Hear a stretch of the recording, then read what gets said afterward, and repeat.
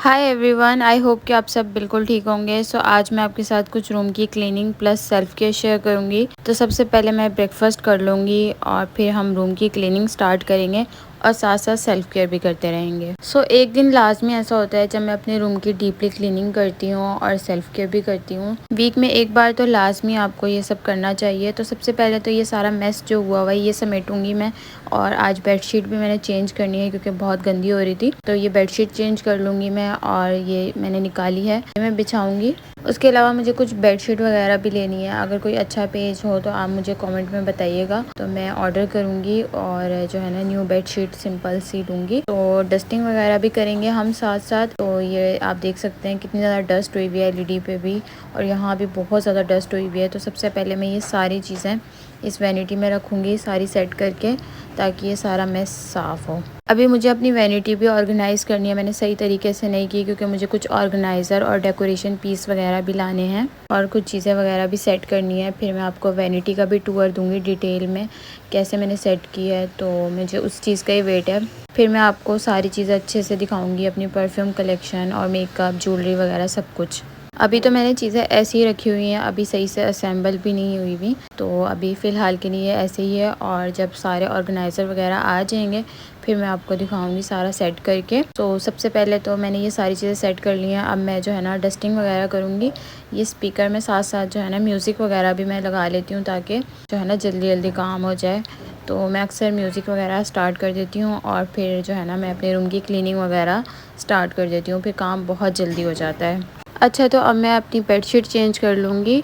अच्छा, आप में से बहुत सारे लोग कमेंट कर रहे थे कि ना अपना रूम टूर दें। तो रूम टूर मैं भी देना चाहती हूँ, बट मेरे रूम की कुछ चीज़ें रहती हैं, जैसे कि कुछ प्लांट वगैरह, आर्टिफिशियल प्लांट लगाने हैं मुझे और कुछ डेकोरेशन पीसेस वगैरह। तो ये सारी चीज़ें मैं कंप्लीट करके जो है ना फिर आपको रूम टूर दूँगी, ताकि अच्छे से सेट हो जाए। और मेरी वैनिटी भी अभी सेट नहीं हुई, तो वो भी मैं सेट करके दिखाऊँगी आपको सही से। तो इस वजह से मैं उसी वेट में हूँ कि ये सारी चीज़ें हो जाएँ फिर मैं आपको रूम टूर दूँ। कुछ चीज़ें जो है ना डिले होती ही रहती हैं और फिर जो है ना वो काम हो ही नहीं पाता। तो कोशिश करूँगी मैं सारी चीज़ें कंप्लीट कर लूँ। बाकी अगर कोई और रिक्वेस्टेड वीडियो है तो आप कमेंट में लाजमी बताइएगा, मैं ज़रूर बनाऊँगी। और अब मैं पूरी कोशिश करती हूँ कि मैं अच्छे से वीडियोज़ वगैरह अपलोड करूँ, कंसिस्टेंट रहूँ, क्योंकि पहले मैं बहुत ज़्यादा लापरवाह हुई थी। तो अगर आपको मेरी वीडियोज़ पसंद आती हैं तो मैं जो है ना कोशिश करूँगी ज़्यादा से ज़्यादा वीडियोज़ अपलोड करूँ। तो यहाँ पर मैं डस्टिंग वगैरह भी कर लूँगी ये टॉवल से, तो ताकि जो है ना ये सारा साफ़ हो जाए। अच्छा, मैं ना अक्सर जो वाइप्स होते हैं ना उससे भी डस्टिंग करती हूँ, फर्नीचर साफ़ करती हूँ, क्योंकि उससे भी बहुत अच्छे से फर्नीचर साफ़ होता है। और आप लोग बताएं, आप लोगों ने कभी वाइप से फर्नीचर साफ़ किया? अच्छा, मेरा वाइट फर्नीचर है, बहुत जल्दी गंदा हो जाता है, बहुत जल्दी इस पर डस्ट आ जाती है, तो बहुत मुश्किल होती है इसे साफ़ करने में। तो वाइट फर्नीचर खूबसूरत तो लगता है, बट इसकी बहुत ज़्यादा केयर करनी पड़ती है, लाइट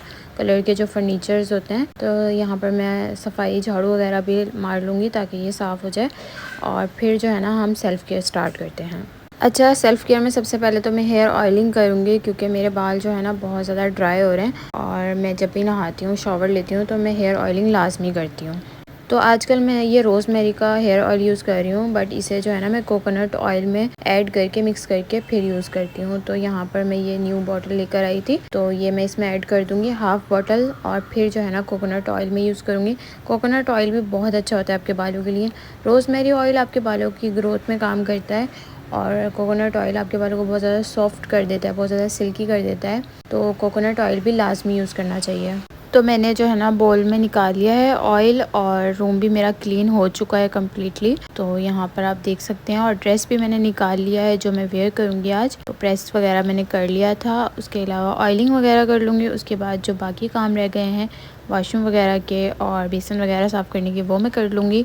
तब तक ऑयल भी लगा रहेगा, 1 घंटा तो ऑयलिंग लाजमी रखनी चाहिए, और मैं बाकी काम कर लूँगी। और जो है ना मैंने आज अर्जेंट फेशियल भी लगाना है, वो भी मैं लगा लूँगी, बाकी सेल्फ़ केयर भी कर लूँगी साथ साथ। अच्छा, कभी आपने नोट किया है कि जब आप रूम की क्लीनिंग करते हैं या अपने घर की क्लीनिंग करते हैं और अपनी सेल्फ़ केयर करते हैं, तो कितना अच्छा फ़ील होता है, कितना रिलैक्सिंग फ़ील होता है, और जो है ना बहुत अच्छी फीलिंग आती है। कभी आपने नोट किया है? तो अगर आप डिस्टर्ब हैं या टेंशन में हैं तो आप लाजमी इन चीज़ों को करें, आपको को बहुत सुकून मिलेगा। मेरे बाल ना बहुत ज़्यादा वीक हो रहे हैं, तो मेरी ये कोशिश रहती है कि मैं कुछ ना कुछ लगाती रहूँ ताकि इसकी डेंसिटी बढ़े और ये जो है ना अच्छे से ग्रो हों।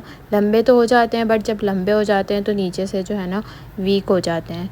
तो मेरी यही कोशिश होती है कि हेयर ग्रोथ के लिए कुछ ना कुछ लगाती रहूँ ताकि ये जल्दी जल्दी भी लंबे हों और घने भी हों। आप में से भी बहुत सी लड़कियों को हेयर ग्रोथ का मसला आता होगा। कुछ लड़कियों के ऐसा होता है कि जल्दी ग्रो हो जाते हैं खुद ब खुद, इतनी एफर्ट नहीं करनी होती। और कुछ लड़कियां इतनी एफर्ट करती हैं, इतनी केयर करती हैं, फिर भी बहुत मुश्किल से बढ़ते हैं बाल। तो ये बालों की केयर करना ना मेरे ख्याल में बहुत मुश्किल काम है, बहुत टाइम लग जाता है बालों को ग्रो करने में। अच्छा, एक और टिप है हेयर केयर पे कि आप ना स्क्रंचीज़ में सिल्क की स्क्रंचीज़ यूज़ किया करें अपने बालों के लिए, क्योंकि ना इससे बाल आपके टूटते नहीं हैं और ख़राब भी नहीं होते और बहुत कंफर्टेबल भी होती हैं ये। तो इस तरह की जो सिल्क की स्क्रंचीज़ होती हैं ना, वो आप यूज़ किया करें डेली बेसिस पे। जब तक मेरे बालों में ऑयलिंग हुई हुई है तब तक जो है ना मैं फेशियल कर लूँगी। ये मैं अर्जेंट फेशियल करूँगी और बहुत अच्छा, ये गो फॉर ग्लो का अर्जेंट फेशियल है। ये मैं लगा लूँगी अपने फेस पे और 15 मिनट के लिए लगा के छोड़ दूँगी और फिर जो है ना मैं अच्छे से मसाज कर लूँगी अपने फेस पे और वॉश कर लूँगी। अब मैं अपने नेल्स भी कट कर लूँगी क्योंकि नेल्स बहुत ज़्यादा बड़े हो रहे हैं और बहुत गंदे लगते हैं, तो मैं इन्हें छोटा कर लूँगी। अब मैं इस रेज़र से अपने फेस के फेशियल हेयर रिमूव करूँगी क्योंकि फेशियल हेयर रिमूव करने से फेस बहुत ज़्यादा नीट एंड क्लीन लगता है, बहुत साफ़ लगता है। तो आफ्टर 2 वीक आपको फेशियल हेयर लाजमी रिमूव करना चाहिए। इस तरह के जो रेज़र्स होते हैं बहुत अच्छे रहते हैं और आप घर बैठ के ईज़िली फेशियल हेयर रिमूव कर सकते हैं। अपने अपर लिप्स, अपने आईब्रोज़ वगैरह सेट कर सकते हैं, फॉरहेड वगैरह साफ़ कर सकते हैं। देन जो है ना मैं ये शीट मास्क लगाऊंगी। ये बायो एक्वा के शीट मास्क हैं, बहुत अफोर्डेबल हैं और बहुत हाइड्रेटेड हैं, बहुत अच्छे हैं।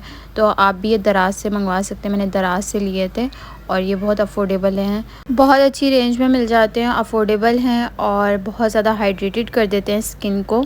तो जब आप सेल्फ़ केयर कर लेते हैं, कुछ अप्लाई कर लेते हैं अपने फेस पे, लास्ट में अगर आप ये शीट मास्क लगाते हैं ना, आपकी स्किन बहुत ज़्यादा अच्छी फील होती है, बहुत अच्छी लगती है। शॉवर वगैरह मैंने ले लिया है, हेयर वॉश कर लिया है। अब जो है ना मैं अपने बालों पर हेयर सीरम लगाऊंगी। मैं आपके साथ समर शॉवर रूटीन भी शेयर करूंगी, मैं क्या प्रोडक्ट यूज़ कर रही हूँ आजकल वो मैं आपके साथ शेयर करूंगी, हेयर केयर से रिलेटेड, शॉवर से रिलेटेड। आजकल मैं ट्रेसमे का सीरम यूज़ कर रही हूँ, ये अभी मैंने स्टार्ट ही किया है, कुछ टाइम ही हुआ है, कुछ हफ्ते ही हुए हैं। तो जब मैं इसे कम्प्लीटली यूज़ कर लूँगी फिर इसके रिव्यू शेयर करूँगी। अभी तक तो मुझे ये ठीक ही लगा है, तो इसे बाकी मज़ीद यूज़ करूँगी, फिर बताऊँगी कि मेरे बालों को इसने कितना चेंज किया है। बाकी इसके 2-3 ड्रॉप्स ही इनफ होते हैं, मैं तो 2 ड्रॉप्स इसके यूज़ करती हूँ क्योंकि मेरे बालों की लेंथ कम है।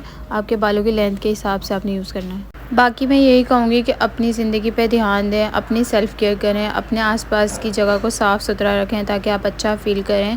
हर इंसान की ज़िंदगी में कोई ना कोई फेज़ चल रहा होता है, कोई ना कोई परेशान होता है, तो हर चीज़ को जो है ना साइड पे रख के आप अपने ऊपर ध्यान दें, अपनी ज़िंदगी पे ध्यान दें, तो आप अपनी लाइफ को खुद चेंज होता हुआ देखेंगे। तो बाकी लोगों में ना उलझें और अपने ऊपर ध्यान दें।